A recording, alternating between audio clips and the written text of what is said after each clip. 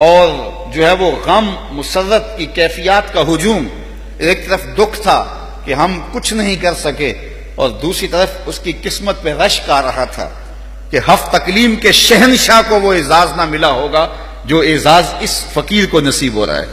وہ ایک گمنام سپاہی، اسے کون جانتا تھا زمانے کے اندر، آج مشائخ کی آنکھوں کی پتلیوں پہ بیٹھا ہوا تھا، آج وہ دلوں کے اوپر راج کر رہا تھا۔ آج کلیجے اس کو دیکھ کر کے اور اس کے تربت کو دیکھ کر کے اور اس کے جنازے کو دیکھ کر کے ٹھنڈے ہو رہے تھے۔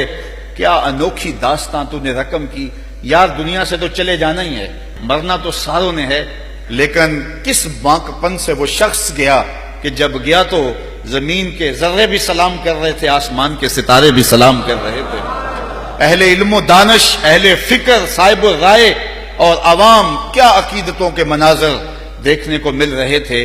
تو جس ڈھب سے کوئی مقتل میں گیا وہ شان سلامت رہتی ہے، اس جان کی کچھ پرواہ ہی نہیں، یہ جان تو آنی جانی ہے۔ اللہ تعالیٰ جل شانہ کی بارگاہ میں دعا ہے کہ وہ غازی ممتاز کی قبر پہ کروڑوں رحمتوں کا نزول فرمائے۔ یہ بد نصیب دن اس وقت جو ہم دیکھ رہے ہیں، سچی بات یہ ہے کہ 14 صدیوں میں امت مسلمہ پر اتنے بد نصیب دن کبھی نہیں آئے۔ حضرت امام مالک نے کہا تھا کہ دو ہی باتیں، یا گستاخ رسول زندہ رہے گا یا عاشق رسول زندہ رہے گا۔ دھرتی کے اوپر یہ نہیں ہو سکتا کہ دونوں ایک ساتھ زندہ رہیں۔ ہماری زندگی بے ترتیب کیوں نہیں ہو جاتی؟ ہمارے شب و روز غیر مرتب کیوں نہیں ہو جاتے؟ ہماری زندگی کے تیور جو ہے وہ بدل کیوں نہیں جاتے؟ یہ دن بد نصیب دن ہم نے اپنی آنکھوں سے دیکھے ہیں، لیکن بد نصیب دن ہمارے حکمرانوں کی کرتوتوں کی وجہ سے آئے۔ یہ بات ذہن میں رکھیں، ہم نے اسلام اور مسلمانوں کے اوپر انتہائی کمزور ایام بھی دیکھے۔ بالخصوص جب سلطنت عثمانیہ ٹوٹ رہی تھی، جب مسٹر ہیمپر اور لارنس آف عربیہ کے جاسوس عرب ممالک میں جو ہے وہ امت مسلمہ کو توڑنے کی اور سلطنت عثمانیہ کے ٹکڑے ٹکڑے کرنے کی سازش کر رہے تھے، تو یہ انتہائی کمزور ترین دن تھے۔ ادھر ہمارے حکمران عیاشیوں میں لگے ہوئے، انہی دنوں کا مرثیہ پڑا ہے۔ دیکھ مسجد میں شکست رشتہ تسبیح شیخ اور بت کدے میں برہمن کی پختہ زناری بھی دیکھ، کافروں کی مسلم آئین کا بھی نظارہ کر اور مسلموں کی مسلم آزاری بھی دیکھ، چاک کر دی ترک نادان خلافت کی کباب، سادگی مسلم کی دیکھ اوروں کی عیاری بھی دیکھ۔ بہت چیزیں ہم نے برداشت کی، بہت کچھ ہم نے برداشت کیا، ہمارے ساتھ ان 2-4 اشروں میں تھوڑا کچھ تو نہیں ہوا، لیکن سب کچھ ہم کسی نہ کسی طرح برداشت کر سکتے ہیں، لیکن حضور کی توہین برداشت نہیں کر سکتے۔ اگر اس کو برداشت کر دیں تو میرے پلے رہتا ہی کچھ۔ جہاں میں ان حکمرانوں کو بے غیرت کہتا ہوں، وہاں میں خراج پیش کروں گا سلطان صلاح الدین ایوبی۔ میں کہتا ہوں یہ ہے تخت و تاج کے مالک۔ ان حکمرانوں کی قبروں کے نشان بھی زمانے کو یاد نہیں رہے، اور کتنے سال گزر گئے، ایک وہ حکمران تھے آج بھی دلوں کے تخت پہ بیٹھے۔ سلطان ایوبی کی کہانی کتنی دل آویز ہے، کتنی جرأت آمیز ہے، اور کتنی غیرت والی کہانی ہے۔ انگلستان کے شہزادوں نے، ریجی نارڈ نے مسلمانوں کے قافلے کو روک کر کے ان کا سامان لوٹا، اور حاجیوں کو اس قافلے کو کہا کہ بلاؤ اپنے نبی کو جو تمہاری جان چھڑائے۔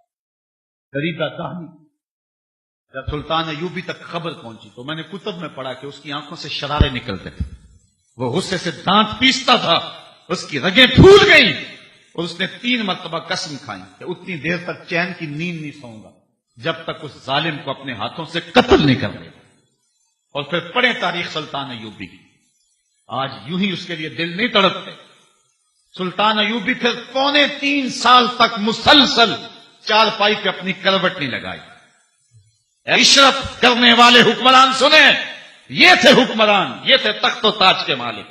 3.25 سال تک اس نے چارپائی پہ اپنی کروٹ نہیں لگائی۔ جب نیند تنگ کرتی تھی خیمے کی چوب سے ٹیک لگا کے آنکھوں کی آگ نکال لیتا، وہ جو خیمے کے اندر لکڑی گڑی ہوئی تو اس کے ساتھ ٹیک لگا لیتا، آنکھوں کی آگ نکلی پھر محاذ پہ۔ اس نے وہ بارود والی ہانڈیاں تیار کی، بہت کچھ کیا اس نے دن رات۔ واپس آتا ہے تو نقشے بناتا ہے، جاتا ہے محاذ پہ ڈٹ جاتا ہے۔ 3 سال کے بعد اللہ نے اس کی مراد پوری کی۔ انگلستان کے شہزادے لائن میں کھڑے ہیں، گرفتار ہو۔ بادشاہ نے شاہ گاما کے لیے کرسی پیش کی، نائٹس کو پانی کا خورا دیا، کہا جسے ہم کرسی دیتے ہیں امان دیتے ہیں۔ جسے آپ خوراک دیتے ہیں پانی کو، اسے امان دیتے ہیں۔